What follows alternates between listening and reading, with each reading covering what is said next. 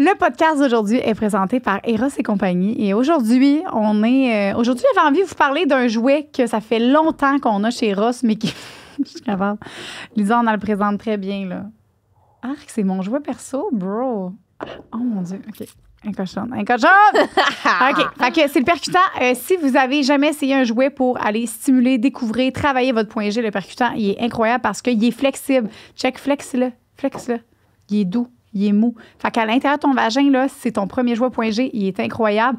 Tu peux enlever la partie clitoridienne si tu veux vraiment travailler ton point G. Tu peux la mettre, tu peux la laisser. Tu peux augmenter les vibrations, diminuer les vibrations. Il est flexible, il est confortable, il est tout ça. Fait que le percutant, qui est un jouet que ça fait longtemps qu'on a, mais que j'avais envie de vous refaire découvrir parce que c'est un jouet que j'aime beaucoup. Fait que vous pouvez l'utiliser avec le code promo Sexoral pour 15% de rabais. Rabais tabarouette. Fait qu'allez découvrir nos produits et vous amuser. Bisous. Une production du Studio SF. Aujourd'hui, au podcast, on a reçu Léa Clermont-Dion, qui est venue nous parler de féminisme. On s'était pas préparé comme la plupart du Comme temps, les autres. mais D'habitude, on est tout le temps bien préparés. c'était une belle discussion ouverte de notre rapport à la féminité, au féminisme, aux femmes en général. Ouais, beaucoup de réflexion, introspection, beaucoup. Oui, puis elle était, tu sais, vraiment là, elle vulgarise, elle rend ça très simple pour monsieur, madame, tout le monde. Et ici, on s'inclut, hein, à comprendre. Puis, c'est aussi à un peu rendre moins dramatique, le terme. Ça avait l'air fait. tellement... moi, c'est ça, je dis, pour moi, le féminisme, des fois, c'était gros. Puis là, ça avait l'air tellement simple, tellement comme... Puis c'est ça qui m'a vraiment comme marqué. Fait que je vous souhaite... Si, après cet épisode-là, tu ne te considères pas féministe, tu peux te considérer un mangeur de merde. Puis écoute pas le podcast, hein? Écoute-nous plus. On s'en dérange pas. Tu peux te désabonner aussi, pas bien. Fait que bon podcast, puis amusez-vous. Puis ben, yes sir. Okay, mais Léa, on t'aime en tabarouette. Vraiment. Le podcast d'aujourd'hui est présenté par Chef Santé et je suis très heureuse de voir que Fit Cook a encore sorti des nouveaux sirops. Moi, j'adore les sirops. Ça, c'est les sirops cocktails pour vous faire des petits cocktails cet été avec ou sans alcool et pas de calories. Donc, vous pouvez en boire et profiter. On a le grenadine, pomme grenade. On a lui à la lime. On a celui au litchi et celui au gingembre. Tu peux même faire des petits mix. Très bon. Moi, personnellement, je ferais un petit gingembre et litchi. Shop Santé a également des nouveaux produits énergisants. Nous avons donc, là je vais lire pour être certaine de ne rien oublier. Nous avons ici les produits Mind Blow, qui sont un nouveau produit. Boisson énergétique à base de Nootropics, optimise la concentration et le niveau d'énergie jusqu'à 6 heures. Donc ça, je le prends parce que j'adore les boissons énergisantes. Et nous avons ici les Bum Energy qui sont aussi des boissons énergisantes. Elles contiennent 250 mg de citisoline de marque Cognizine, sans sucre, sans arôme artificiel, avec seulement 5 calories par canette. Et on a aussi les Go Crisp Cookies and Cream, une nouvelle saveur de barre d'énergie protéinée, et les grenades caramel. Je sais pas si vous avez déjà goûté aux grenades, là, mais ça, moi, j'arrive chez Shop Santé, là, je me pogne une poignée de grenades. Je suis là, merci, bonsoir, je m'en vais à la maison avec ma poignée de grenades. On en laisse pas égoïste. J'ai tellement hâte de tester tout ça parce que je pars avec absolument tout sans partager avec ma co-animatrice. Ben, c'est gentil, mais vous avez aussi un code promo si jamais vous voulez pas partager aussi avec vos amis. Code promo, c'est le code SEXORAL pour 10% en magasin et sur le site Internet. Fait que bonne découverte, puis bon été, amusez-vous, tabarouette, avec des petits cocktails. Merci, Shop Santé. Merci.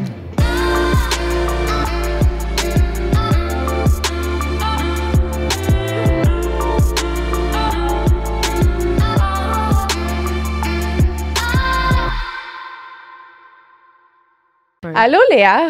Allô? Ah, ça tourne? Oui, c'est fait. Merci beaucoup d'être là. Merci. Joanie et moi, on ne s'est pas préparé aujourd'hui. On va avoir une discussion ouverte avec toi sur le féminisme, sur un peu ton parcours à travers ça, comment que tu t'es... Parce que tu es militante féministe? Ben oui, depuis l'âge de 14 ans. J'en ai 33. Ah!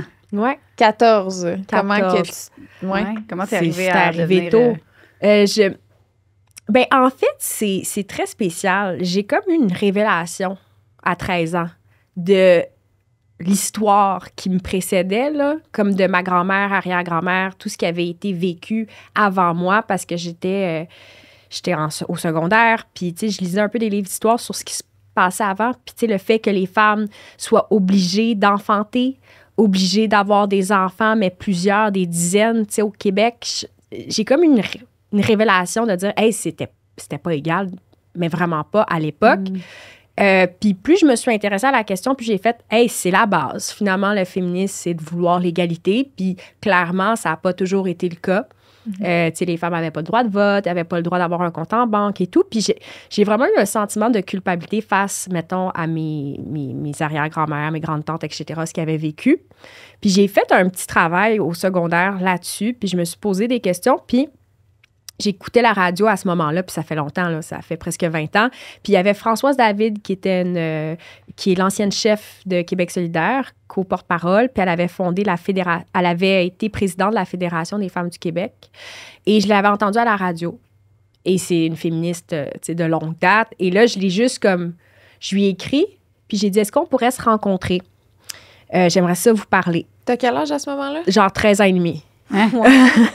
Mais c'est comme une révélation, tu comprends? Ouais. C'est vraiment une prise de conscience. Alors là, je voulais en savoir plus et j'ai rencontré Françoise, donc, dans un café accompagnée de ma mère à l'époque. Wow. Puis, pour vrai, tu sais, j'y repense puis j'ai des frissons, là, il y a comme eu un éveil après cette rencontre-là, de faire comme, l'égalité n'est pas encore atteinte non plus. À ce moment-là, j'ai eu cette impression et j'ai rencontré des femmes autour de moi, Cathy Wong, qui est devenue présidente du Conseil des Montréalaises, puis présidente du Conseil de ville de Montréal, une fille extraordinaire qui m'a aussi beaucoup parlé de féminisme, puis de comment c'était un mouvement social important, comment ça avait fait avancer justement la vie de femmes. Puis là, j'ai comme fait, OK, moi, je suis féministe, puis c'est comme ça. Puis pour moi, c'était juste positif. Mais à l'époque, c'était pas positif de se dire féministe. C'était vraiment pas la mode, puis c'était même un objet de critique. Puis c'était quasiment une humiliation, tu sais, ou même une injure de dire à quelqu'un « t'es féministe ». Mais ce qui est arrivé à ce moment-là, c'est que comme j'organisais un colloque avec Cathy, j'ai organisé une espèce d'événement. Dans cette foulée-là, dans cette période-là de 13-14 ans, j'ai organisé un événement avec Cathy à l'UQAM. Et là, les médias ont commencé à dire « Ah, c'est qui ça? Puis c'est quoi qu'ils font? Puis c'est qui elle? » Et j'ai comme juste dit publiquement au téléjournal à Radio-Canada que j'étais féministe. Ils m'ont interviewée. Mais moi, c'était bien naïf, là. J'étais juste comme, ben oui, c'est naturel. C'est naturel pour moi, je suis féministe. Et là, j'ai dit publiquement. Puis c'est comme ça que ça a un peu démarré tout ça, finalement, mon implication, ma vision des choses. Mais, tu sais, j'étais toute petite, là. Fait que c'était un idéal. Mais plus j'ai vieilli, plus je me suis rendu compte à quel point c'était comme important en vieillissant, en devenant mère, en voyant des violences faites aux femmes un peu partout autour de moi. Là, j'ai comme plus concrètement compris la nécessité de ça. Qu'est-ce qui, ça. pour toi, a été tu dis que tu as une révélation là, ouais. après ta discussion avec... avec Françoise David. Françoise David. Ça a été quoi pour toi, ton déclic? Tu sais, des fois, il y a quelque chose, une phrase qu'on entend ou quelque chose qui nous reste pour le restant de nos jours. Toi, c'était quoi? Bien, c'était vraiment... mais c'est vraiment l'affaire de la maternité imposée. Ça a été ça. Bien, entre autres choses, c'était vraiment de voir comme concrètement que des femmes... pendant des années, des siècles, subissaient des violences, devaient se taire. L'obligation d'enfanter, là, le clergé était là, derrière elle. Puis le fait de devoir être mère, puis moi, je suis mère aujourd'hui, là, puis j'adore ça, mais le fait de rester à la maison de façon obligatoire, que ça soit pas un choix, pour moi, c'était comme, ça venait me chercher dans le ventre, là. Puis après, ben c'est des violences sexuelles que j'ai pu vivre, qui m'ont vraiment comme ramené à ça, de comme, wow, pourquoi, comment et tout, plus intimement, là. Après, on subit des affaires, puis on dit, hey, ça, c'est pas normal. Mais c'est ça. Tu as écrit un livre à ce sujet-là, hein? Sur le féminisme? Sur la violence sur les violences. Oui, ben c'est ça, je l'ai ici. J'ai amené, porter plainte. Wow. C'est sur, en fait, vraiment comme le le parcours judiciaire que j'ai vécu parce que j'ai porté plainte pour agression sexuelle, une agression sexuelle que j'avais vécue à 17 ans, faite par mon patron à l'époque. Ouais, dans une organisation citoyenne. Là, c'était vraiment une organisation de gauche égalitaire, puis mon patron m'avait abusé sexuellement. Puis j'ai porté plainte au criminel, ce qui est bon. C'est un autre affaire, c'est un autre sujet, mais ça fait partie pour moi de mon parcours de comme, pas militante, mais de réfléchir à tout ça. Vous, est-ce que ça fait longtemps que vous dites féministe? Est-ce que c'est quelque chose qui vous appelle depuis longtemps ou c'est comme nouveau? Honnêtement, là, je le disais pas. Je pense que, un peu comme toi, c'est quelque chose que j'ai jamais dit ça, genre, je suis féministe. Mais je le sais, tu sais, là, en écoutant, tu sais, parce qu'il y avait beaucoup, ce qu'on entendait, comme tu dis, puis encore, là, c'est très, check la féministe, elle est féministe, elle, on le sait bien. Fait que c'est très péjoratif, très négatif, puis j'ai jamais compris. Puis ça, c'est pour ça que je voulais te demander, pour toi, y a-tu une différence? Y a-tu comme des degrés? Y a-tu comme... Il y a des femmes féministes, c'est extrémistes, là, qui disent, là. Puis c'est ça qui a fait en sorte que c'est devenu négatif? Qu'est-ce qui a fait que c'est devenu négatif? Ben, écoute, ça a toujours été négatif. Le féminisme est né vraiment comme plus durant les premiers mouvements des suffragettes. En 1800, là, à peu près, les premières femmes se sont impliquées. Les suffragettes, c'était les mouvements de femmes qui voulaient obtenir le droit de vote en France, en Angleterre, au Québec, au Canada. Ben, au Québec, c'est plus tard. Mais c'est les premières femmes qui ont dit « Hey, on peut pas voter pour le gouvernement, donc on va s'engager. » Puis on va dire non. On va finalement s'organiser pour pouvoir voter. Puis donc, ces femmes-là ont fait des mobilisations, etc. Puis déjà, elles se faisaient insulter, injurier. Moi, j'ai vu des archives phénoménales. Là. On parle de 1900, 1930 au Québec aussi. Puis ce qu'on disait sur ces femmes-là, qui étaient finalement les premières féministes, des folles, des hystériques, toutes les injures qu'on retrouve aujourd'hui, des mal baisés, des ci, des ça, mais c'était tous les mots qu'on utilise aujourd'hui pour insulter les femmes. Mais à l'époque... Puis c'était ça, puis c'était les premières féministes, finalement, qui se sont imposées. Puis même féminisme, le terme, au départ, ça a été une insulte aussi pour certaines femmes suffragettes. Donc, c'était comme des hommes faibles, là. Il y a comme eu cette notion-là, cette connotation-là. Donc, ça a toujours été perçu négativement, alors que c'est un mouvement qui demande la base. Tu sais, c'est la base. C'est pas radical de dire est-ce qu'on peut avoir une équité salariale? Mais j'étais gênée parce qu'à un moment donné, j'ai déjà dit à mon chum, je suis pas féministe, moi, je suis égaliste.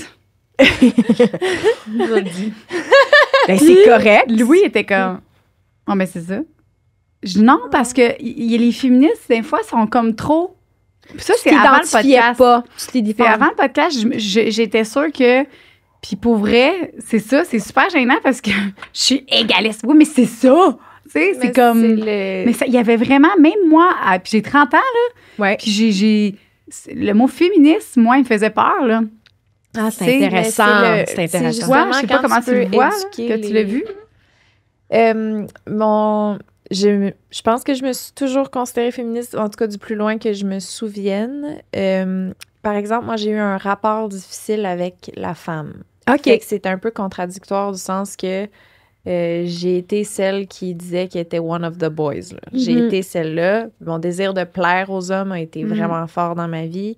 Fait que plus que j'avance, plus que j'ai... Tu sais, j'ai des souvenirs de moi au primaire que un petit gars, mettons, un ami à moi, il avait dit à sa mère... mais Lisande, tu sais, moi, j'ai juste des amis de gars. Puis sa mère avait dit, mais non, t'es amie avec Lisande. Puis il a répondu, ouais, mais Lisande, c'est pas pareil, elle est comme un gars. Puis moi, cette chose-là m'avait tellement remplie de bonheur parce que pour moi, c'était l'ultime compliment qu'un gars pouvait trouver que j'avais des caractéristiques masculines et que, tu sais, je me suis valorisée beaucoup là-dedans. Puis de plus en plus que j'ai vieilli, de plus en plus que j'aime la féminité, j'aime les femmes autour de moi. Je trouve que les gens les plus extraordinaires qui m'entourent, c'est des femmes.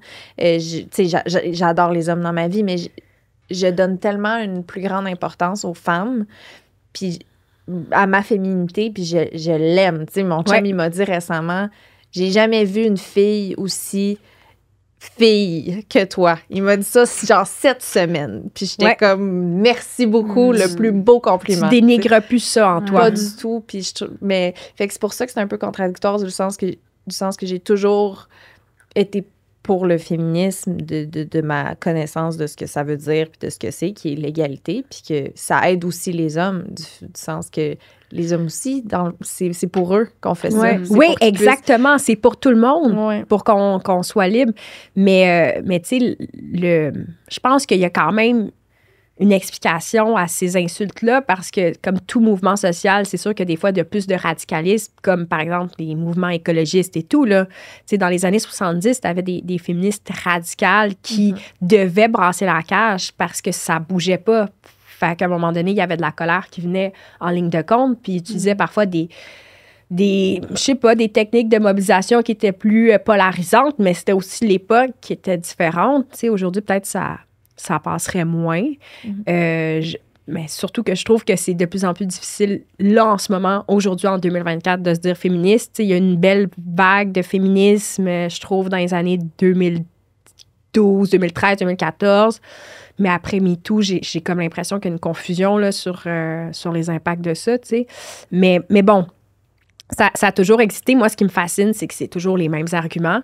Puis je me dis, quand je regarde à la base du féminisme, quand ça a émané, je regardais des archives du journal Le Devoir, qui est un journal antiféministe, vraiment de base. Henri Bourassa, le fondateur du Devoir, était antiféministe. Ah, ouais. Ouais. Puis les articles que je relis de cette époque-là, c'est vraiment, encore une fois, tout le temps une dévalorisation, vraiment ridiculiser la mobilisation tout le temps de la même façon.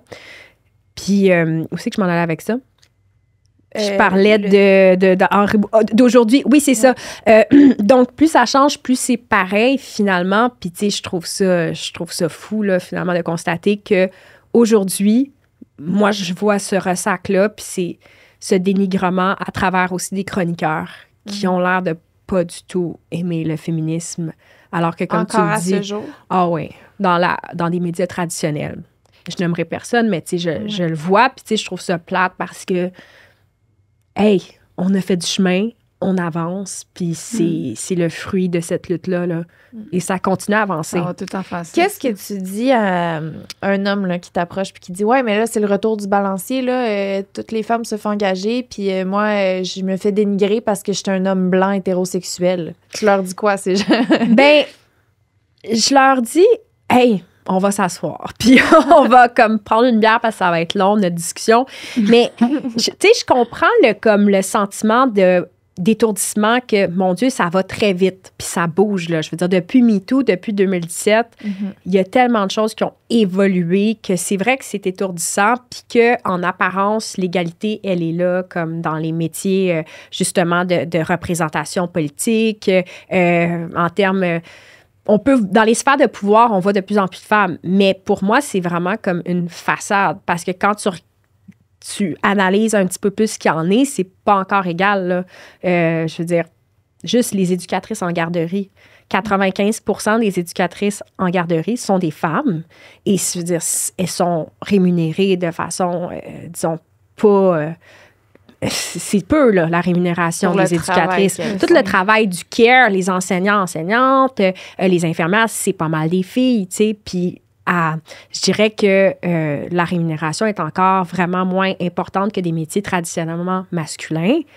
Mais juste les violences faites aux femmes, tu sais, c'est les violences faites aux femmes, c'est pas pour rien parce que la plupart des violences sexuelles sont faites à l'égard des femmes. Une femme sur 3 va vivre une agression sexuelle. Un homme sur 11 aussi, là. Juste dire que les hommes aussi vivent ça, mais... Mais on se rappelle que souvent, c'est par des hommes. Ben c'est ça. 9 agressions sur 10 va être faites par un homme. Bon. Donc, tu sais, c'est... Après, c'est pas d'ostraciser les gars, par contre, là-dessus. C'est juste de dire, hey, il y a encore des déséquilibres, là, qui sont importants. On est rendu à combien de féminicides cette année? Donc, tout ce qui est violence, pour moi, c'est un cheval de bataille important. Je fais un film sur le droit à l'avortement, sur l'accès à l'avortement au Canada, puis l'impact de Roe v. Wade, donc la révocation du droit à l'avortement aux États-Unis. J'ai peur, ça me fait capoter. J'ai Je vraiment vais peur. vous dire, les filles, moi, j'ai peur. Pour vrai? Je sais. J'ai jamais eu peur de ma vie sur rien, mais là-dessus, je trouve qu'on est... Ça se rapproche, là. Genre, ça se rapproche. Ça se rapproche à vitesse grand V. Là, ça passe pas par l'avortement, ça passe par des petits discours pour dire que le féminisme, c'est de la merde, pour dire que on doit retourner à des rôles traditionnels, la femme à maison, la femme sert le mari, la femme s'occupe de se reproduire, mais ça s'en vient. Mais juste, ça s'en vient. Tu sais. Ah, puis Anne-Marie Oulier, elle avait dit ça, elle a sorti une page, ça s'appelle La taxe rose, puis c'est écrit en dessous. C'est un mouvement pour la femme, mais pas contre les hommes. C'est ça. C'est ça que les gens ne comprennent pas. Puis c'est là que j'ai réalisé que c'était quoi vrai. En tout cas, cette phrase-là, ça m'a vraiment comme. C'est vrai. C'est bon pour tout le monde. Tout le monde est étouffé par le modèle, je trouve, de. Oui. Tu sais, je vais utiliser les gros termes, OK? De patriarcat. Donc, de ce modèle-là, de pouvoir masculin, là, qui arrive avec plein de préjugés et de stéréotypes, il nuit à tout le monde. Les gars, ils vont pas plus s'émanciper là-dedans, dans le rôle traditionnel. Je veux dire, plus on mélange les genres, plus les gars expriment leurs émotions, mieux ça va se passer pour tout le monde. Là. Qu'est-ce que tu dirais à quelqu'un qui te répond OK, ouais, mais moi, j'ai de la testostérone, puis j'ai de la violence en dedans de moi, puis là, tu me demandes juste de m'asseoir, puis d'être dans ma vulnérabilité, mais moi, je suis un gars, puis j'exprime dans les coups de poing. Tu sais, la violence, on l'a tous en nous, hein? On a tous la violence en nous. Moi, je pense qu'il faut juste apprendre à l'autoréguler le plus possible. Puis j'ai l'impression que peut-être qu'il y a une génération perdue pour l'apprentissage des émotions puis l'autorégulation, là. C'est peut-être qu'on n'a pas appris aux gars non plus à gérer leurs émotions. Puis à ce gars-là, je répondrais parfait. Va te défouler, va faire de la boxe, va faire un sport important qui te permette de te défouler. Tu sais, moi, j'ai un fils, là, et une petite fille. Puis mon fils, il a de l'énergie, puis il aime ça donner des coups. Mais pas contre quelqu'un. Tu sais, c'est pas contre quelqu'un. Mes enfants se bataillent. Tu sais, ils se font la lutte, etc. Mais c'est simple, parce que c'est contrôlé, c'est un jeu. Mais c'est quand tu vas te défouler sur l'autre que ça marche pas, là, je veux dire. Il y a des gens en ce moment qui parlent sur une plateforme, puis on ne veut pas les nommer. Non. On ne veut pas les nommer, mais tout le monde sait c'est quoi, parce qu'il y a des gens qui les ont nommés, malheureusement. La plateforme. Que j'ai l'air d'avoir le sida. Ça, là, ça me fâche. Ça, j'aime pas ça.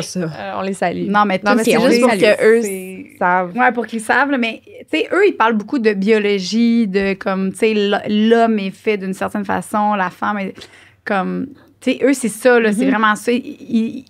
Pas juste physiquement, mais vraiment biologiquement, là, il y a comme quelque chose dans l'homme que l'homme a besoin de. Qu'est-ce que tu dis à ça?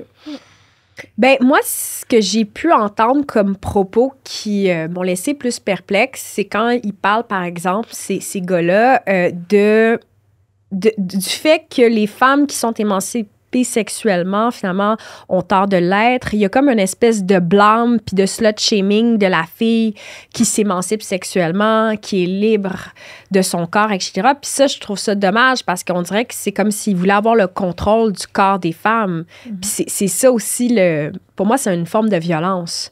De vouloir contrôler votre corps, mon corps, c'est l'essence même de la domination masculine comme construite, etc. Je dis pas que tous les hommes sont comme ça, mais eux, ils veulent être provocateurs. Je comprends qu'ils veulent être populaires en disant des choses un peu surprenantes, mais moi, ça me dérange parce que l'essence pour moi de l'égalité, c'est justement la liberté de faire ce qu'on veut de notre corps. Donc, ils ont l'air aussi inquiétés par le monde dans lequel on vit, où il y a de plus en plus de revendications pour les droits LGBTQ+. Puis on dirait qu'ils se sentent menacés par ces nouveaux modèles-là.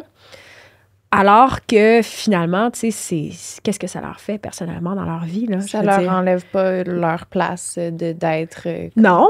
Non, c'est ça. Tu sais, puis ils peuvent avoir leur relation avec leurs copines comme ils veulent, mais tu sais, dans le respect, j'imagine, des légalités, j'ose espérer. Ils sont pas là-dessus, là, tu sais. Moi, la vidéo que j'ai vue, c'était comme « Hey, B, donne-moi ton téléphone. Regarde, moi, je peux regarder dans son téléphone quand je veux. » Tu sais, ils sont en danger, là, ces femmes-là, là, clairement. Là, c'est vraiment au secours à elles. Là.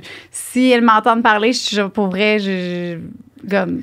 Mais je trouve ça important de parler de ça. C'est une situation de danger, là, Il faut qu'on se parle de ça parce que je trouve qu'au-delà du féminisme, puis cette notion, appliquez ça comme vous voulez, mais les violences dans les relations intimes puis les relations toxiques, là, moi, des fois, je trouve ça quasiment important. C'est omniprésent. C'est des façons de faire, de contrôler l'autre qui ont vraiment des impacts néfastes dans le développement des gens, tu sais. Et pour moi, ces comportements-là, ils sont nocifs, ils sont toxiques et ils relèvent d'une certaine forme de violence psychologique. Quand tu veux contrôler le téléphone de ta blonde, quand tu veux lui dire quoi porter, comment agir. Ou aller, pas aller. Ben, tu sais, violence, pas violence, ce n'est pas sain. Ouais. C'est pas ça un monde égalitaire, là. Mm-hmm. Comment c'est fait?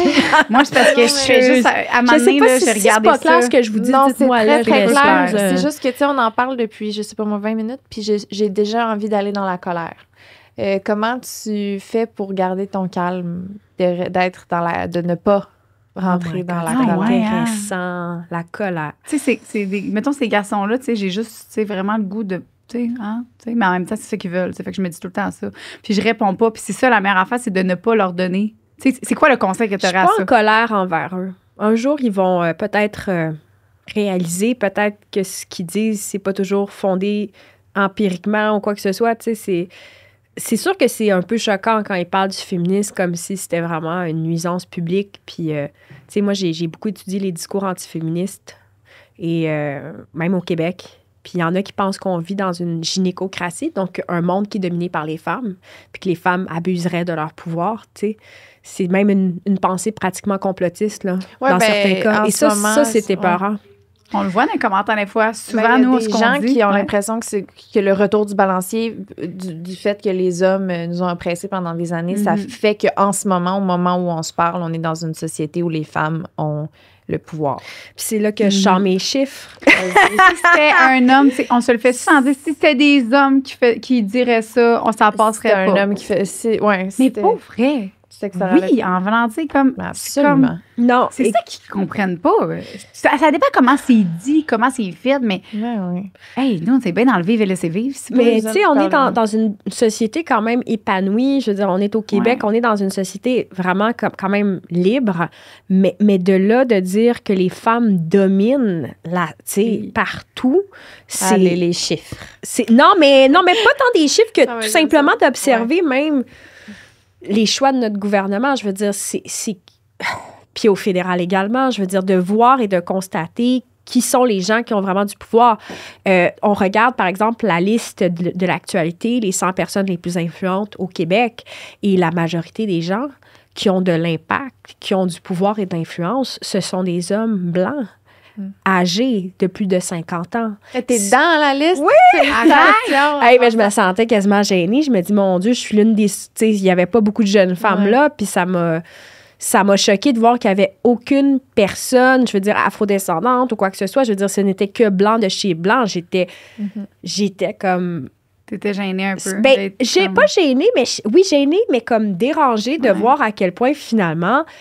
Si vous pensez que l'égalité est atteinte, prenez la liste, puis constatez que soit que le comité a décidé de mettre qui avaient des billets puis qui ont décidé de mettre des hommes blancs d'un certain âge, ou soit que c'est eux qui ont vraiment le pouvoir.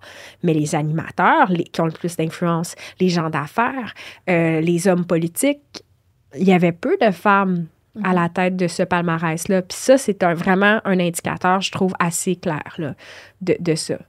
Mais bon, encore une fois, c'est pas d'être en guerre contre qui que ce soit, c'est juste de dire, est-ce qu'on peut vivre dans une société libre, dans une société où on peut tous s'émanciper à notre manière, puis moi, c'est comme quand j'entends des personnes d'origine haïtienne ou des personnes noires, des femmes noires qui disent, moi, j'ai pas la chance de faire ce que je veux, j'ai des barrières systémiques, ben je vais écouter. Si un gars noir me dit, ben moi, je vis du profilage racial, ben je vais juste faire, OK, qu'est-ce qu'on fait pour s'améliorer? Je me sens pas menacée comme femme blanche de me faire dire ça. Je suis comme, parfait, il y a quand même des systèmes d'oppression qui nous précèdent. Je me sens pas menacée par ça. Le fait que des personnes blanches ont abusé pendant des années des peuples autochtones, ça fait partie de notre histoire, ça fait partie des blessures aussi collectives qu'on a, puis comment est-ce qu'on fait pour réparer? Je comprends pas pourquoi on se sent menacé par ça. Peut-être parce que ils sont trop habitués à avoir le pouvoir, justement. Peux-tu nous parler de l'importance du féminisme intersectionnel? Ben oui, d'accord. Ben, c'est sûr que tout le féminisme, puis là, je veux pas faire un cours d'histoire, mais c'est parce que je prépare un cours à l'UQAM là-dessus, sur l'histoire du féminisme, entre autres, puis ça me passionne. Je sais pas c'est quoi intersectionnel. OK, donc, ce qui arrive, c'est que le féminisme intersectionnel, c'est vraiment le fait d'inclure différentes oppressions. Donc, racisme, sexisme et autres, parce que pendant des années, première vague, deuxième vague du féminisme, quand ça s'est construit, c'était vraiment des femmes blanches privilégiées qui menaient la lutte, OK, qui avaient toute la reconnaissance. Puis à un moment donné, des femmes comme Patricia Hill Collins ou Bell Hooks, Angela Davis, Davis ont dit non, ça suffit. Là, c'est pas aussi simple que ça. Je veux dire, comme femme noire, ce que tu vis, c'est probablement pire, puis plus compliqué que ce que vit la femme blanche. C'est pas la même réalité. Donc, plutôt que de dire tout est pareil, on va comme un peu analyser les affaires différemment. Okay. Puis un bon exemple de ça, dans le film que j'ai fait, Je vous salue salope, qui porte sur la misogynie en ligne, t'as une ancienne représentante démocrate du Vermont, Kaya Morris, qui est une femme noire, qui, elle, a subi une violence vraiment épouvantable. Elle s'est faite harceler. Elle s'est faite vraiment, là, c'était épouvantable parce que c'était une femme noire. Puis ce qu'elle vivait comme violence numérique, c'était pas juste parce que c'était une femme, c'était aussi parce qu'elle était noire. Donc, c'était vraiment des insultes raciales. Puis écoute, innommable, là, regardez le film, c'est un cauchemar. Elle, d'ailleurs, Kaya Morris, elle a été nommée représentante au Vermont parce que elle a participé à un programme de discrimination positive. Donc, on lui a dit, vas-y, t'es capable, on va t'aider à te faire élire.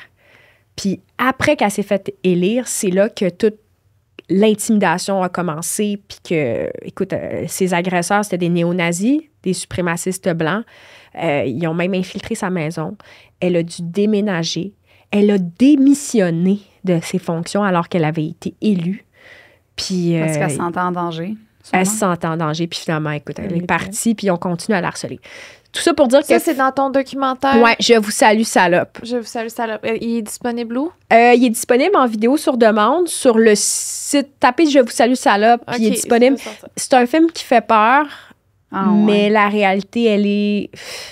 Tu sais, j'ai rencontré une féministe. Vécu, là. Oui. J'ai rencontré une féministe qui s'appelle Marion Séclin, une Française. Elle a reçu 40 000 messages haineux, antiféministes. Beaucoup de menaces de viol. Toujours des attaques à sa sexualité. Parce qu'elle était féministe. 40 000. Parce qu'elle avait fait une vidéo sur le harcèlement de rue sur YouTube. OK. Fait que moi, quand je vois des balados, comme ceux qu'on nommera pas, qui reviennent dire le féminisme, c'est mal... qui reviennent dire la sexualité des femmes, on va la contrôler, ça me rend mal à l'aise parce que je vois partout dans le monde ces tendances-là qui sont à la hausse puis qui font taire les femmes. Tu sais, finalement, c'est ça l'objectif aussi. Fait que, en tout cas, tout ça pour dire que le féminisme intersectionnel, c'est une chose qui est quand même super pour ça fait partie parce que j'ai entendu, il y avait comme féministe. C'est quoi les catégories de féministes? Oh my God. Là, écoute, là, si tu veux, on peut... C'est assez théorique. Je veux pas perdre le monde avec ça, mais tu sais, tu peux avoir du féminisme postmoderne. On peut les diviser par vague, mais ça, on peut s'ostiner là-dessus. Première vague, ça, c'est le mouvement des suffragettes. Deuxième vague, c'est tout le mouvement dans les années 70 sur la question de la reproduction, donc l'avortement, la liberté sexuelle aussi qui est arrivée en ligne de compte, là, de dire on vit notre sexualité librement. Tu as la troisième vague aussi qui est arrivée un petit peu plus tard, puis là, on peut... se questionner, mais sur la question de l'austérité, de la pauvreté des femmes, etc. Donc, il y a comme eu un renouvellement du féminisme qui a aussi inclus toute la question des violences. Dans la violence sexuelle, violence faite aux femmes. C'était aussi là durant la deuxième vague. Puis là, la quatrième vague, c'est ce qu'on est en train de vivre en ce moment. C'est vraiment la prise de pouvoir par les réseaux sociaux. Et vous contribuez à le faire par cette affirmation de la sexualité libre des femmes. Là. Il y a aussi de ça, là, la libération du corps, etc. Ouais. Puis à travers ça, tu as des tendances féministes intersectionnelles, féministes matérialistes, ça, c'était les marxistes dans le temps. Ça tient plus trop la route aujourd'hui, il y en a moins. Ça, c'était quoi? Les marxistes, c'est les matérialistes. Ah, ça, c'est tout le mouvement dans les années 70 qui ont vraiment associé... Hey, là, c'est deep, là, mais c'est vrai, comme une critique du capitalisme. OK. Et donc, c'était des marxistes qui se sont imposés, des Colette Guillaumin et autres. Puis c'est vraiment les premières à parler aussi de violence faite aux femmes. OK. Donc, de parler du patriarcat qui a finalement qui propulse la violence. Mais bon, c'est des mouvements, puis au final, tu sais, puis il y a aussi eu le Black Feminism, donc le féminisme des femmes noires également, qui venait avec le féminisme intersectionnel. Tu as aussi eu des mouvements plus LGBTQ+. Donc là, c'est comme on est dans la grande ère de l'explosion de toutes les formes de féminisme qui existent. Puis tant mieux, sincèrement. Ben oui. Parce que ça, je trouve ça, tu sais, positif de voir que c'est malgré ce qu'on se dit, là, qu'il y a comme une méfiance, une résistance, je trouve qu'il y a quand même des filles comme vous qui osent en parler. Mais c'est plus par, je sais pas pour toi, mais un peu une naïveté de vouloir exister sans s'excuser, tu sais. Ouais. Puis sans trop y penser, peut-être. Fait que, tu sais, ça peut... Ouais. C'est comme, moi aussi, là, quand j'ai commencé le podcast, la féministe, j'étais pas tant... Je savais même pas c'était quoi, là. Ouais. Moi, comme je t'ai dit, moi, dans ma tête, il y a le féministe extrémiste, là, que c'était que c'était pas bon, là. Les images que tu t'es faites probablement envoyer, là. C'est pour ça que je me considérais pas comme féministe, parce que j'étais comme, je suis égaliste, moi. Fait que, tu sais, on dirait que je me sentais... Je lève comme, tout le monde, c'est beau, comme je suis égaliste, tu sais, mais c'est gênant, puis on le dit C'est gênant. Ben oui, c'est pour ça que j'étais super gênée tantôt. Je vais le dire. Parce mais que, t'as pas à être gênée. Mais c'est vraiment parce que on s'est fait, puis tu sais, je viens de la petite région, tout ça, puis c'est vraiment il y a beaucoup de femmes qui ont peur de dire qu'elles sont féministes encore à ce jour. Oui, pour avoir l'approbation des hommes. Oui. C'est vrai, parce que je pense qu'il y a des hommes qui pensent que, justement, encore une fois, le cliché que tu dis que la femme féministe est menaçante. Là. Si on regarde un peu les insultes qui vont avec, bon, les femmes féministes n'aiment pas avoir de la sexualité, elles sont toujours en colère, elles sont frustrées, elles veulent dominer les hommes, alors que c'est une caricature. Je veux dire, moi, toutes les féministes que je connais, c'est pas ça du tout. On boit du vin le soir, on écoute OD puis on rit, tu sais. Ben, vous êtes juste normal, on fait ce qu'on fait. Là. Oui, exact. Mais tu viens de quelle région? Je viens de Lavaltrie. De Lavaltrie? OK. J'ai 3 frères aussi. Fait que moi aussi, tu sais, qu'est-ce que tu disais? J'étais vraiment le one of the boy, moi aussi. Puis la meilleure, une des choses que je me suis fait dire récemment, quand même, ça fait peut-être 4 ans. C'est ça, tu sais, hey, tu fais partie des boys, tu sais, genre. Puis j'étais comme. Se valoriser dans le t'es pas comme les autres filles. Ouais. T'es pas comme eux. T'es pas comme eux. Ça. Ouais. Mais ça fait pas longtemps que ça, c'est encore plus là. Ça, là. Tu sais, quelqu'un me regarde dans les yeux et ose me dire ça. Avec plaisir, je vais lui expliquer que je suis non seulement comme les autres femmes, mais avec plaisir. Et voici pourquoi. Ouais. Mais je trouve qu'on dirait qu'il justement, tu sais, des fois, l'espèce de patriarcat ou peu importe comment qu'on veut l'appeler, mais la société, on dirait comment elle était construite, nous a aussi élevés à être en compétition entre femmes pour le désir masculin. Tu sais, puis ça affranchir de ça, c'est hot, là. Ouais. De dire, hey, non, ça me concerne pas. Ou même, moi, l'affaire de rivalité féminine, je l'ai jamais comme compris. Ton rapport avec les femmes a toujours été super positif? Quand même, oui. Sauf à une certaine période où je pense que j'ai un peu flanché puis que j'étais peut-être plus dans le désir masculin. Puis c'est quoi, moi, ça m'a étouffée. J'ai pas aimé ça. Cette période-là où je voulais plaire. Ouais. Ah, sérieux, là? C'est lourd, là. Ouais, En tout cas, pour moi, je dis pas que pour tout le monde, c'est lourd, mais dans mon cas, ça m'a comme... Là, je sentais de la tension puis une certaine rivalité. Puis pour mon bonheur personnel, me libérer de ça, ça a été comme fantastique, là. Vraiment. Puis je trouve que des fois aussi, le féminisme, on en parle vraiment théoriquement, mais dans le concret, c'est peut-être un peu de ça aussi, de comme dire, ben on est pour l'égalité dans nos relations aussi intimes, dans nos amitiés, tout ça. Puis ce que tu nommais, c'est un peu, peut-être un peu de misogynie à internaliser? Complètement. Oh oui, c'est ça que c'était, là. C'était, j'aimais me faire dire que j'avais des traits masculins. J'aimais être aimée des hommes. J'aimais... je pouvais être la première à trouver que les autres filles étaient gossantes. Puis, des filles, ça gossipe, hein? Ça se parle dans le dos. C'est mesquin, des filles. Puis, c'est tout. Je suis rendue dans les chambres de bain avec les filles. Avant, je jugeais. J'étais comme, ils sont tout le temps dans les chambres de bain. Hey, je suis rendue la première. On se fait une petite chambre de bain? Tu sais, j'en parlais avec mes girls, avec les filles. J'ai nouvellement des amies filles. Là. Avant, j'en avais pas. J'étais comme vraiment... C'est parce que tu te sentais pas comme fille? C'était négatif. C'était négatif. C'est de la misogynie interne. Tu penses, je veux être appréciée des hommes parce que leur regard est important pour moi. Fait que je vais me mouler à qu'est-ce qu'ils aimeraient que je sois. On avait dit, c'est ça, c'est vraiment exactement ça. Maintenant, puis ça fait pas longtemps que je suis plus, tu sais, que je suis vraiment, hey, j'ai tellement de fun avec les filles, un peu comme, on a appris on a été endoctrinés, hein? Oui! C'est malade, comment c'est fou. Mes conversations, comme tu dis, c'est toutes les meilleures avec les filles, sans que, justement, je ne veux pas enlever rien, là, mais... Non, j'aime encore les garçons. Oui. C'est juste que j'ai plus besoin de me voir à travers eux pour être heureuse. Ouais. Est-ce que ça a changé quand vous êtes devenue mère ou ça n'a rien à voir? C'est le podcast. En évolution. Ouais.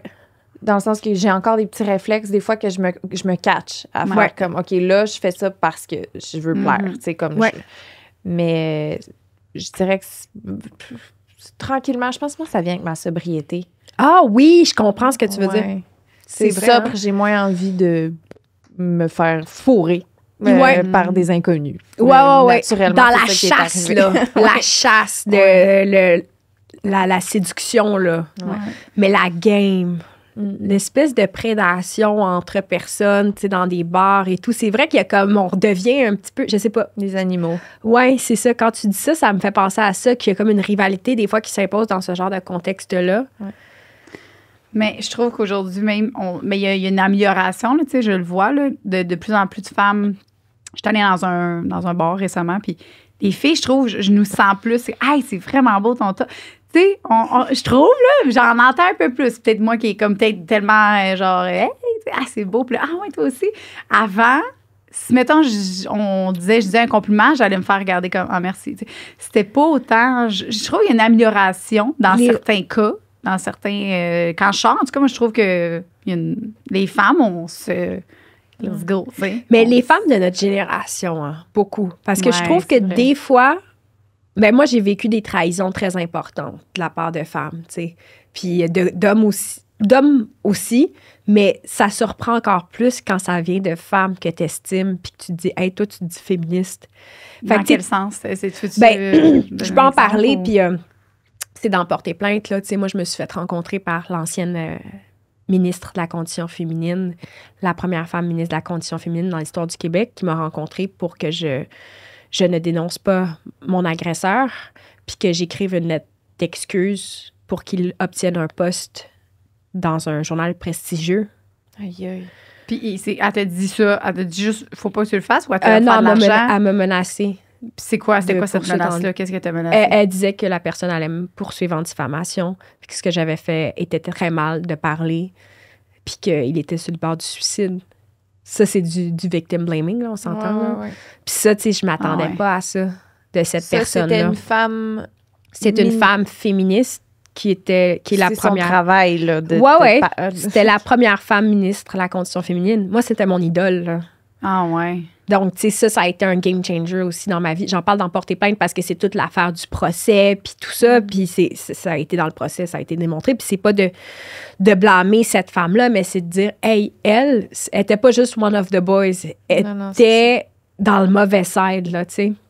Mais c'est une opinion en plus qui a énormément de valeur pour toi parce que vous êtes dans la même équipe, dans le sens oui. que... Fait que t'es comme, est-ce que c'est moi qui comprends mal? Puis là, en plus, c'est quelque chose de super difficile à faire. C'était comme horrible comme circonstance. J'étais vraiment sous le choc. Là. Je veux dire, quand c'est arrivé cette rencontre-là, puis peut-être que je vous donne pas assez de détails pour que vous compreniez, mais je pense que vous saisissez que cette personne-là m'amène chez elle, je la rencontre, je pensais que j'allais parler de féminisme avec elle, puis ça arrive. Puis tu sais, c'est juste une désillusion, là, face à ça, J'ai eu de la misère après à faire confiance, en fait, au mouvement. Parce que je me suis demandé, y a-tu de l'hypocrisie? Est-ce que tout le monde est hypocrite de même? Est-ce que, est-ce que c'est est-ce que tout le monde est intègre vraiment? Est-ce que c'est un féministe de façade ou dans leur vraie vie, ils le sont vraiment? Donc ça a été pour moi une révélation, mais j'ai pas voulu tomber dans une espèce de hargne, dans une misogynie des femmes de pouvoir ou quoi que ce soit, mais je suis restée vigilante par rapport à ça. Puis je me suis dit, ben regarde, c'est pas parce que tu dis féministe ou pas que tu l'es ou tu l'es pas, tu sais, ça dépend de ce que tu fais dans la vie, là. Moi, ça me dérange pas que tu te dises pas féministe. Si t'es égalitaire dans ton couple, tant mieux, là. Mais ça va jouer cru dans les valeurs, là, ce qui... écoute, c'est quelque chose. Est-ce qu'après que tu as écrit ton livre, elle est revenue? Elle est décédée en 2018. Ouais. Mais elle avait... Tu sais, moi, en fait, ce qui est arrivé aussi, c'est que c'était tellement surréaliste que quand j'ai porté plainte, je voulais absolument que ça soit dit, ça. Parce que pour moi, c'était un enjeu, tu sais, c'est un enjeu politique. Ça dit beaucoup. Ouais. Puis je l'ai appelée. Puis je l'ai enregistrée pour qu'elle dise que ça s'était passé vraiment. Genre, avant de porter plainte. Puis elle l'a un peu avoué, donc, dans l'enregistrement. Puis cet enregistrement-là a été utilisé durant le procès et a été reconnu comme preuve. Puis ça a fait en sorte que les gens allaient me croire. Parce que sinon, j'étais convaincue que si je disais ça comme un oui-dire, qui m'aurait cru? Je veux dire, complètement surréaliste. C'est de la science-fiction. Alors, je me suis dit, il fallait absolument que j'aie ça. Puis je regrette pas non plus de l'avoir fait parce que, tu sais, j'ai gagné le procès finalement. Quoique là, je suis en cours d'appel puis j'attends encore des... Encore? Ah oui, ça fait 7 ans. Là. Ouais, je suis en cours d'appel. J'attends. Il a toujours pas payé pour... Ben non. Mais il est plus au pouvoir, là. Non, mais il est pas... Il a pas fait de prison, ça fait 7 ans, 8 ans, puis là, après ça, on dit t'as juste à porter plainte. Mais voyons, tu sais, 7, 8 ans, penses-tu vraiment que c'est comme raisonnable comme délai? Non. Genre, ça marche pas, là. Moi, je suis toujours là à attendre la réponse de la cour d'appel. Hey, j'ai eu le temps d'avoir 2 enfants, tout le monde. Agression sexuelle. Ouais. Puis lui, il vit sa vie, il est dehors. Comme si de rien n'était. Probablement comme si de rien n'était. Autre chose, parce que... Je sais pas, tu sais, peu importe... je sais pas ce qu'il fait, mais une agression sexuelle, oui, exactement. Tu sais, c'est s'il n'y a pas d'aide, parce que souvent, c'est porter plainte, puis le fait qu'il aille en prison ou whatever, après, il y a un suivi quand même. Exact. Quand même. Mais cette personne-là, moi, c'est ça, il me fait capoter, ça fait 7 ans qu'il n'y a pas de suivi, qu'il n'y a pas eu de rien, qu'il n'y a pas... Ben là, en ce moment, depuis le verdict, écoute, ça fait déjà plus de 2 ans. Après ça, écoute, 2021... Super dangereux. Tu sais, moi, c'est une situation où le monsieur en question, je veux dire, il n'est pas près de moi ou c'est pas un membre de ma famille ou quoi que ce soit. C'est quand même assez relativement simple. Je veux dire, on n'est pas en bon terme et c'est tout. Là. Je veux dire, je n'ai pas de respect pour cette personne-là, peu importe, mais il est loin de moi. Mais tu sais, imagine quand c'est des familles brisées, quand c'est, tu sais, je sais pas comment le monde font. Pour vrai, là, je ne le sais pas. Moi, dans mon cas, le livre m'a beaucoup aidé justement à comme réparer tout ça, à aller mieux, à justement reprendre mon contrôle, mon pouvoir alors qu'on voulait me faire taire. Ça m'a fait vraiment du bien d'écrire. Donc, puis j'ai été super bien accompagnée par le procureur, Maître Bérubé, par mon policier, l'enquêteur au dossier, mais demeure quand même que c'est trop long. Ouais. Puis, c'est ça, je me mets à la place de victimes qui ont peur. Tu sais, que le gars, c'est peut-être un délinquant sexuel, peut-être un récidiviste. J'ose imaginer qu'il encadre mieux, mais c'est trop long. Oui, c'est trop long. Mais c'est tout ça pour dire que des fois, la trahison arrive d'endroits où que tu pourrais pas le soupçonner. Mais je demeure optimiste, puis je pense encore que ce mouvement-là est important. Imparfait, mais important. Ta relation avec les hommes en tant que féministe de ta vie, comment que ça se passe dans les conversations de... C'est ça, comment ton opinion... Est-ce qu'un homme peut vraiment être féministe? Oui, ben oui. Ben, premièrement, tu sais, j'ai un fils de 5 ans, Elio, puis depuis que j'ai mon fils, ça a vraiment changé mon regard. Tu sais, de dire justement, sors de tes livres, puis comment tu parles à ton fils d'égalité, tu sais. Ouais. Puis hier, j'ai eu une discussion avec lui puis ma fille de 3 ans, Nina, puis là, j'essayais de leur expliquer le féminisme. Puis je suis comme, ben Elio, imagine, tu sais, que Nina, dans une autre époque, elle n'aurait pas pu avoir le même argent que toi. Elle n'aurait même pas pu avoir un compte en banque pour avoir de l'argent comme toi. Elle n'aurait pas pu faire les mêmes choses que toi, travailler. Puis là, il était comme, mais ça n'a pas de bon sens. Puis là, Nina était comme, j'ai de la peine, moi aussi, je veux de l'argent. Puis là, Elio, j'ai expliqué c'était quoi le féminisme, que c'était pour corriger tout ça, finalement, en quelque sorte. Et puis là, il m'a dit, c'est incroyable. C'est incroyable. Puis j'étais comme, ben oui, c'est incroyable. C'est vrai que c'est incroyable. Quand tu y penses, c'est vraiment génial. Et là, j'ai expliqué à Elio, ben tu vois, toi aussi, tu peux être féministe. Tu sais, tu peux contribuer à une société plus égale, puis justement, tu peux contribuer à ça, etc. Donc là, il était bien intéressé. Et concrètement, tu sais, moi, je m'entends très bien avec les filles, les gars. Puis je le dis, je vais te dire, là, officiellement, j'aime les gars. Parce que souvent, on dit que les féministes n'aiment pas les hommes. Donc, j'aime les hommes, je m'entends bien avec les hommes. En général, moi, ça passe, tu sais, dans mes relations intimes avec le père de mes enfants, puis mon chum depuis maintenant 8 ans, ben ça, mon chum, c'est pas quelqu'un qui va avoir des grosses discussions là-dessus, philosophiques, machin, mais ça se passe dans le concret. Donc, tu sais, mon chum est féministe parce qu'il contribue également aux tâches domestiques. On est vraiment comme, il fait à manger, il est très investi. C'est un gars aussi qui est dans le care, qui prend soin beaucoup. Donc, tu sais, pour moi, ça, c'est quand même une réussite parce que ça se passe comme ça. C'est concret, c'est dans les actions, pas dans les paroles, parce que j'ai vu aussi certaines personnes qui se prétendaient féministes. Mais c'est ça, je voulais t'en parler aussi. Puis ça, c'est un peu gossant, là. Que c'est vraiment une façon de fourrer. Ouais, oh, wow! Moi, je suis féministe. Oh, mon Dieu! Juste te mettre. Oh, mon Dieu! Puis qui t'explique c'est quoi le féminisme? Ouais. Ça, c'est pas agréable. Ça m'est pas arrivé à moi, mais tu sais, j'en ai vu autour de moi, là, des petits woke du plateau qui se disent féministes, mais que c'est juste pour... En tout cas... Mais tu sais, c'est ça, pour fourrer. Ouais, c'est ça. Ça, j'aime moins ça, par contre, on dirait. Ben, l'écoute, tu sais, être déjà dans l'écoute. Puis, comme, écoutez, petit scoop, là, je prépare un livre pour cet automne qui s'adresse aux jeunes hommes. Oh, wow. Genre 15, 16, 17, 18 ans. Wow. Puis ça s'appelle Salut, ça va. Puis salut, ça va. Non, salut, ça va. Non, mais tantôt, c'était salut, oui, j'avoue, ça salut, ça là. Puis là, c'est juste salut, ça va. Mais bon. c'est juste une petite approche comme ludique pour dire, hey, on se parle, puis on va se parler de féminisme, on va se parler de comment prévenir les violences, comment, comme gars, tu peux aussi intervenir quand tu vois quelque chose qui arrive de pas correct. Comment tu pourrais? Comment que les gars peuvent aider à plein d'exemples. T'es dans un bar, tu vois qu'il y a quelqu'un qui rôde autour de ton ami. Tu sens que ton ami est comme pas à l'aise. Tu interviens, t'arrives, puis tu dis, hey, t'as-tu le goût qu'on aille prendre un taxi? Est-ce que tu veux qu'on aille prendre un verre? Est-ce qu'on va prendre un taxi? Tu vas aider ton ami de fille. T'interviens concrètement. Un autre exemple, j'ai vu des situations où j'ai été témoin d'une situation où quelqu'un mettait du GH dans le verre d'une autre fille. Ouais. Qu'est-ce qu'on fait? On réagit, tu sais.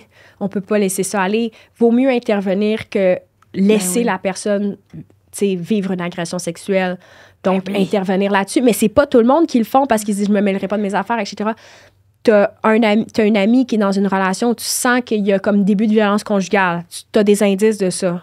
Ben plutôt que de faire « hey, ça me regarde pas, c'est ça, sont intenses », poser la question comme gars puis comme fille, là. Tu sais, ça, c'est concret. Si tu veux appliquer ton féminisme dans une situation concrète, ben évitons une violence, là. Encore moins que ça, là. Ça peut juste être quand tu remarques qu'un gars coupe la parole à une fille. Tu fais hey, « excuse, elle est en train de parler » ou juste comme, tu sais, la fille, elle se fait poser une question. Puis parce que, honnêtement, ça, moi, je le vois tellement, des hommes qui parlent par-dessus les femmes. Encore, là, c'est la chose que je vois le plus, puis ça me scille à chaque fois. Peut-être que je l'entends plus parce que ça me gosse, là. Mais ouais, juste de prendre le temps de faire comme, excuse à parler. Hey, c'est tellement... Mais c'est bon, ça. Tu sais, moi, dans mes séminaires d'université, là, le nombre de fois que j'étais en Sciences Po, des gars autour de la table, peu de filles. OK, ben parlons de vous. Moi, je vais m'en aller. Ben moi, je vais m'en aller, là. Rendu là, je m'en vais, je suis tannée. Philo, même chose en philo, là, j'étais comme, hey, le gars qui s'écoute parler, qui s'est pas préparé, qui est comme poche, là, dans ce qu'il dit, puis c'est le Dieu. J'ai plein de situations concrètes comme ça, là, en tête aussi, là. Ça, c'est une bonne idée, c'est vraiment une bonne réflexion, là. Moi, je suis moins fine, mettons, tu sais, les démos, moi, je faisais des démos de produits érotiques, puis... Ouais. À la fin, je voulais même plus qu'il y ait d'hommes, genre. Tellement que j'étais vraiment... c'était rendu que j'avais toutes les répliques, là, aussi. Là. Comme je les entends, je sais. Mais on n'a pas besoin de ça. Ah, moi, ma blonde. Ah, moi aussi, ça. À la fin, tu sais, dès qu'il y a un gars qui dit on n'a pas besoin de ça. Je dis, on n'a pas besoin de toi non plus, hein. Puis j'étais fucking de même. Répondre. Tu peux quitter à tout moment. T'sais. Puis j'étais rendue, j'ai dit, je peux plus. C'est ça qui m'a fait rendre compte que j'étais même plus capable de. Puis c'était une blague, puis je sais que le gars, mais c'était pris hors contexte. Mais c'était rendu que je refusais. Mais à la fin, je dis, moi, je veux juste des filles. C'est con, parce que c'est plate, mais c'était rendu que tous les petits calls, toutes les petites affaires, ça m'affectait trop, puis j'étais même plus capable, puis c'était rendu que j'étais même plus gentille, j'avais plus de patience avec ça. T'avais plus cette patience. Ça fait pas longtemps, ça. Là, ça s'est amélioré? Ben là, tu sais, j'ai pas recommencé, mais je suis sûre que ça s'est amélioré, là, mais je pourrais parler à mes consoeurs là, qui font encore ça, savoir s'il y a encore beaucoup de... Mais c'est un problème, là, tu sais, quand on parle de sexe, là, puis qu'il y a des gars dans la pièce, puis qu'on parle d'orgasme, qu'on peut avoir du plaisir avec autre chose que leur pénis, c'est comme super confrontant pour eux, là. Ah ouais. Ben oui. Puis là... Fait qu'eux autres, ils sont tout de suite sur le... Pas toutes, là. Mais moi, les commentaires, des fois, tu sais, même... Une situation qui m'est arrivée récemment, je vois en tout cas, il y a comme un gars dans mon entourage qui arrive, puis là, qui parle, mettons, à mon chum, puis moi, puis tout le temps des petites remarques comme les filles sexualiser toutes les filles qui existent sur la planète, là. Je suis comme, hey... T'es qui, toi? T'sais, dans ma tête, j'étais comme, j'osais pas répondre. Puis, tu sais, comment qu'on réagit, là, on est comme, on arrête de parler, on se dit non, c'est pas adéquat. Puis, tu sais, en même temps, c'est gossant, ça. Genre, la fille est pas juste un objet sexuel. Et là, je me suis dit, mon Dieu, là, il aurait fallu répondre. T'sais, il aurait fallu qu'on fasse une petite intervention de dire, hey, sais-tu quoi? Ça nous agace que tu parles tout le temps comme ça des filles autour de toi parce que on comprend pas, en fait. Mon chum aussi, ça l'énerve. C'est des choses qui l'énervent beaucoup, beaucoup.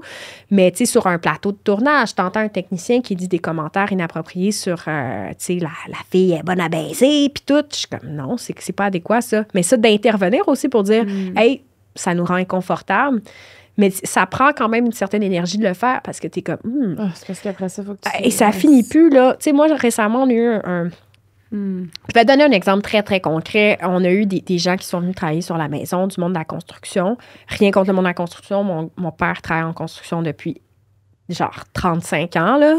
Ouais, mais ça n'a rien à voir. Mais ces gens-là.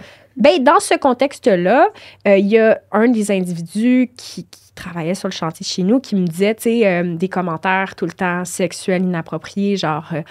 puis qui me rendaient mal à l'aise. Comme, par exemple... là, j'arrive pour le payer, puis il dit, ben, tu veux pas me payer en nature?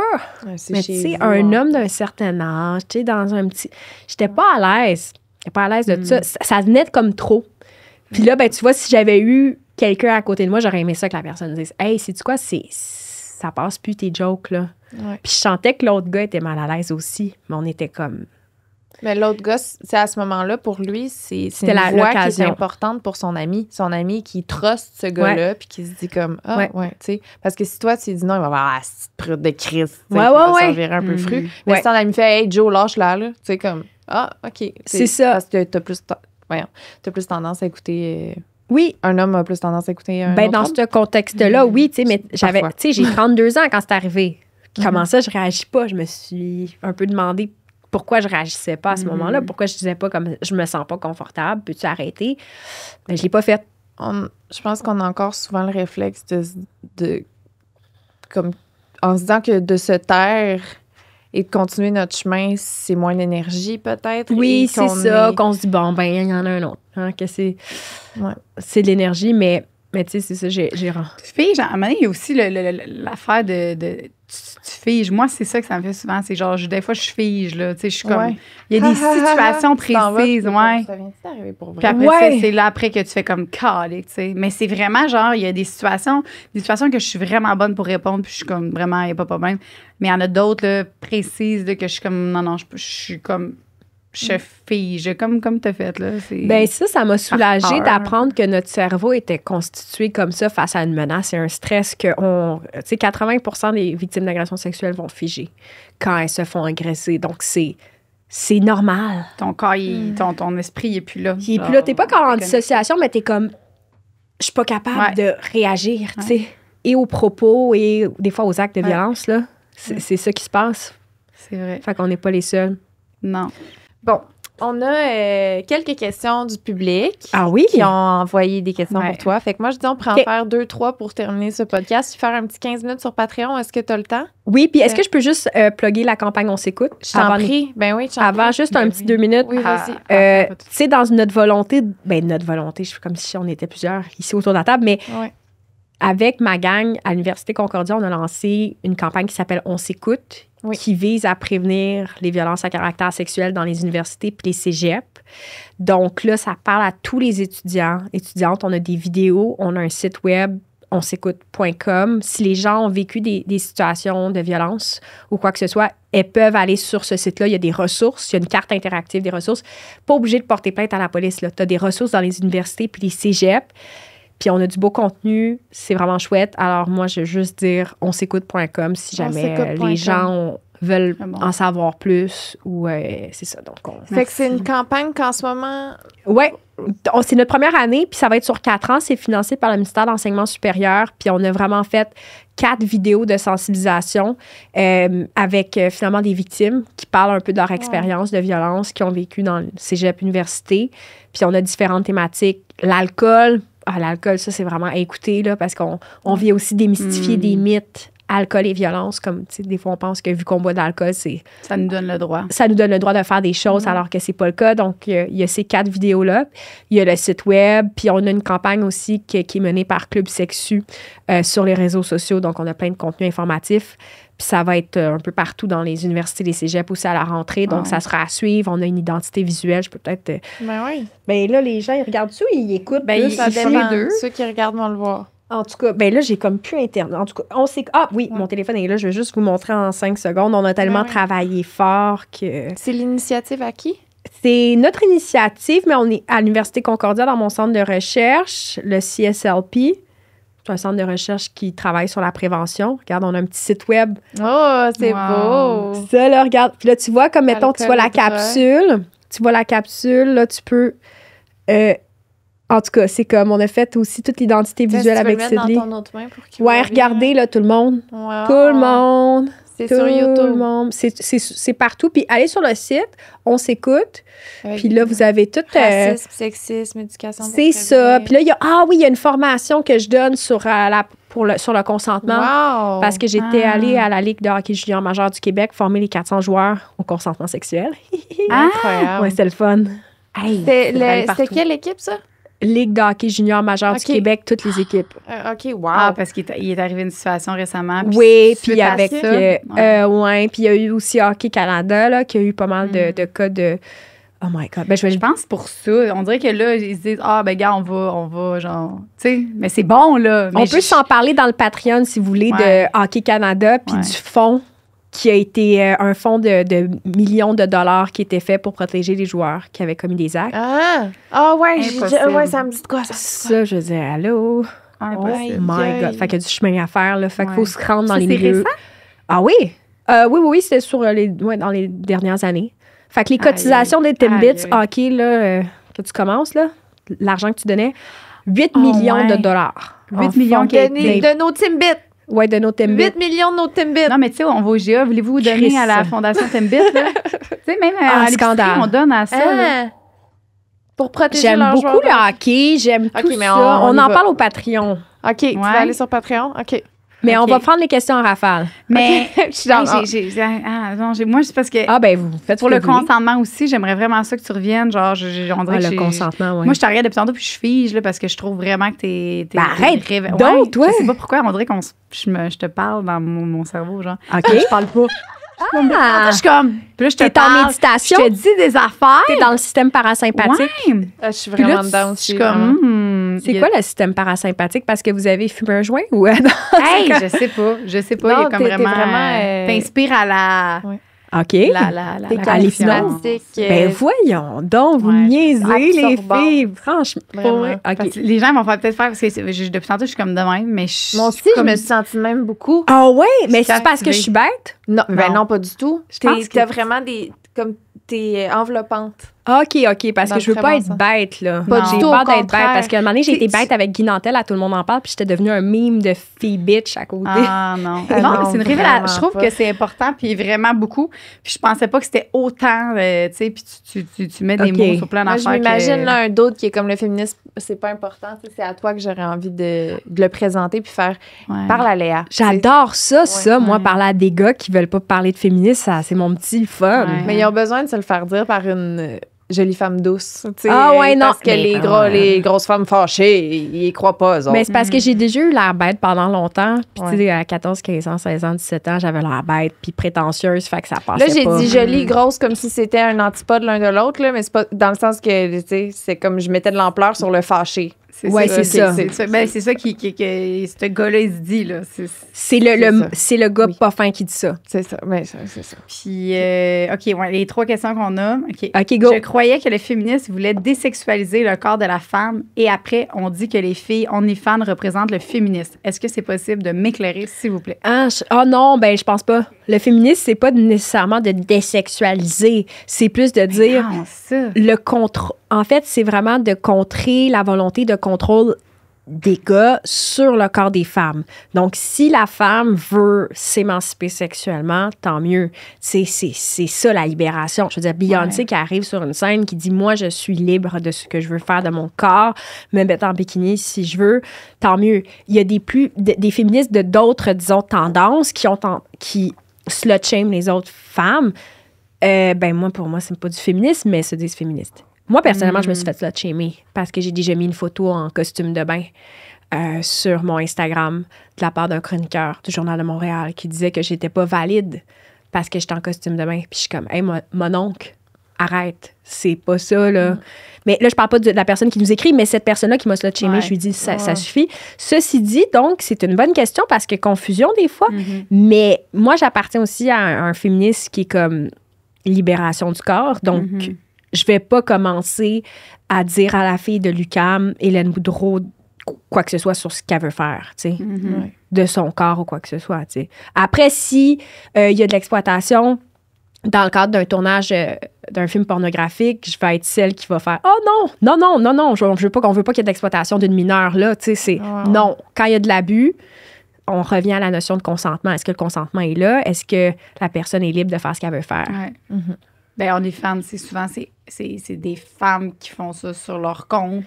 Ils ont, tu sais, c'est leur corps. puis c'est J'aime leur mieux choix. OnlyFans que Pornhub qui mettait des vidéos pédopornographiques là, d'enfants qui étaient exploités sexuellement. Là. Ça, c'est pas cool du tout. Là. Ça a été sur Pornhub.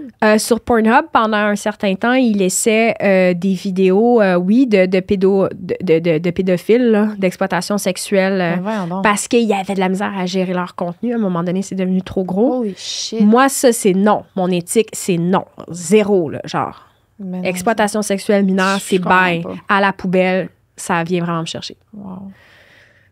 Parce que Pornhub, c'est tous des gens qui mettent des vidéos, genre, c'est pas juste. Ouais, exact. Mais là, ils ont comme corrigé ça, ça s'est amélioré. Mais là, la prochaine tendance à surveiller, c'est le deepfake. C'est quoi? Ouais. C'est la création de vidéos, genre avec l'intelligence artificielle. Donc, je prends ta face puis je fais une vidéo pornographique avec, sans ton consentement, je le diffuse sur des sites pornographiques. Ouais, puis j'ai vu une étude du New York Times qui ont étudié 100 000 vidéos de deepfake. 99% c'était pornographique et c'était des femmes. Et c'est jamais avec le consentement de la personne. Arrête!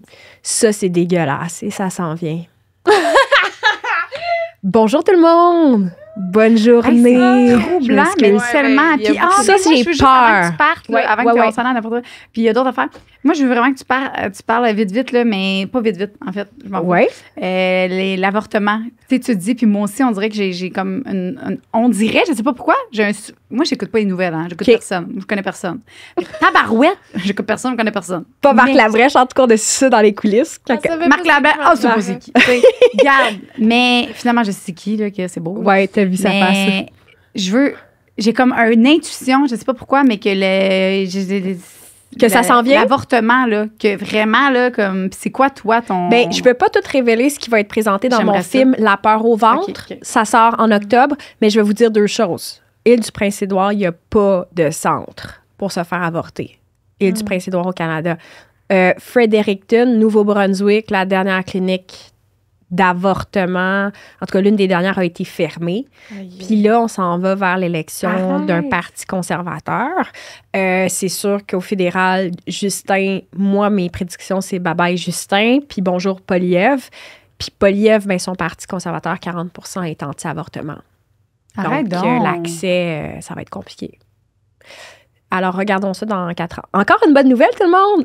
Seigneur, je suis prête à me battre, moi. Ben, moi, je suis prête dans ta barouette. Ça, là, l'avortement, c'est quelque chose. Hein? C'est un sujet... Je suis prête à me battre dans ta barouette. J'arrive avec mes souliers, let's go, à talons hauts, là. Hein? Regarde, on marche dans ta barouette. C'est ça. Donc, stand-by. OK, ben c'est bon, parce que je sais pas pourquoi. Mon frère m'a dit ça, il dit États-Unis, puis il dit ça. C'est juste parce qu'on va se faire avorter pareil, mais dans des conditions insalubres et dangereuses. Comme ce qui se fait aux États-Unis. Je te jure, moi, je vais le prendre mon 5, là. Genre, fait que laisse-moi mon esprit d'affaires ouverte. C'est ça. Oui. Les accouchements à la maison. C'est sûr que je vous invite à la première du film. J'aimerais ça. Tu vas-tu faire de quoi sur accouchement à la maison? Oh mon Dieu! Ça s'en va, ben ça, j'ai des amis qui sont à Natale, là. Ma meilleure amie est à Natale. Eux autres aussi, là. Qu'est-ce que tu veux dire? Ben, tu sais, mettons, le salaire, tout ce qui est. C'est vraiment. Oh, mon Dieu! Écoute, mon cours à l'UQAM, Femmes et politique, je consacre un cours là-dessus sur violence obstétricale, gynécologique, whatever. Et j'ai aussi mon amie Marianne Thomas, qui est aide natale, doula, accompagnatrice à la naissance. Je ne sais pas si vous avez eu une accompagnatrice à la naissance. Tu sais, qui me parle des conditions de travail épouvantables, qui me parle... c'est fou, là. Je sais pas si tu allais dans ce sens-là. Oui, mais moi, c'est accouchement à la maison, c'est que ça aussi, on sait pas trop, là, où est-ce que ça s'en va, mais qui veulent... L'interdiction ou là? Ben oui, que ça pourrait... Ah oui, j'ai rencontré une fille qui travaille là-dessus. Elle, ce qu'elle s'est fait dire, là, que les sages-femmes, ils devraient... Ben, pourquoi sont moins payés? Ben, parce que eux, c'est une passion. Puis elle avait répondu, ben OK, mais les joueurs de hockey, c'est quoi? Ouais. C'est une passion? Tabarouette, on payait des millions et des millions. Tu sais, il faut que vous interviewez une sage-femme. Ben, j'ai ma... Non, pas sage-femme. Ah non, c'est vrai, on avait reçu une accompagnante. Ouais, Joanne, c'est la... Puis elle est full réputée. Réputée, c'est elle qui m'a accouché à la maison, là. Fait que, oui, c'est cool. Tellement. C'est intéressant parce genre, que... c'est inconnu partout, Joanne. Mais tu demanderas. Formidable. Ouais, mais c'est poche. Ouais, comme tu dis, ils ont peur, là. C'est pas dans une belle position en ce moment, là. Non, avec la loi de Christian Dubé, là, qui, j'ai pas trop compris, en fait, comment ça peut les affecter, mais je pense qu'il faudrait se questionner là-dessus, là. On va faire ça, je vais l'inviter, ma belle Joanne. J'aimerais ça. T'aimerais rester avec nous pour le Patreon? Ben oui. Yeah, OK. Ça va être un bon Patreon parce qu'on a plein de questions. Ouais, parfait. Je vais juste avertir mon chum que je vais arriver à 3h30. Ben oui, Seigneur, pas trop. C'est bon. Pour terminer, ici, notre invité incroyable veut donner un livre. Porter plainte, c'est mon nouveau livre. Puis c'est vraiment sur le processus judiciaire, le mouvement MeToo, qu'est-ce que j'ai vécu quand j'ai porté plainte, qu'est-ce que ça veut dire, etc. Donc, ben j'en donne un. Il faut écrire en commentaire « Je suis fière d'être féministe ». OK. Là, oh my God! Fière d'être féministe, écrivez ça, puis là, elle va choisir quelqu'un là-dedans. Oui, puis je vais vous l'envoyer signé. Donc, merci, Léa. Merci à vous, c'était vraiment le fun, pour vrai. Un magnifique moment avec toi. Bravo pour ce que tu fais, pour qui tu es. Félicitations. Merci. C'est drôle parce que je visualisais. Je suis vraiment comme ce genre de fille qui fait de la visualisation. C'est vraiment niaiseux, mais j'avais comme imaginé ça. Je voulais ça, puis c'est arrivé. Fait que je suis bien contente. Bienvenue sur la plateforme officielle Patreon Sexe Oral. Je suis là. En arrière. Je suis là, j'arrive. Lisande Nadeau. Qu'est-ce que tu peux t'attendre sur notre plateforme Patreon? C'est des shows en live qu'on n'a jamais montré à personne, que tu vas pouvoir voir. Vous allez pouvoir poser des questions pour des invités qui s'en viennent. Vous allez voir un podcast bonus par mois. Des fois, c'est des shows live. Des fois, ça va juste être nous ici qui jam. Après les podcasts qu'on va avoir enregistrés, on va aller direct sur Patreon pour filmer des after-shows. Des annonces à l'avance, des billets, des accès à des shows live. Peu importe ce que vous choisissez comme whatever, on vous remercie d'avance. Ça fait une grosse différence pour Sexe Oral. C'est quelque chose qui grandit, c'est notre bébé. On est fiers, on est contents. Ouais. Puis voilà. Merci énormément.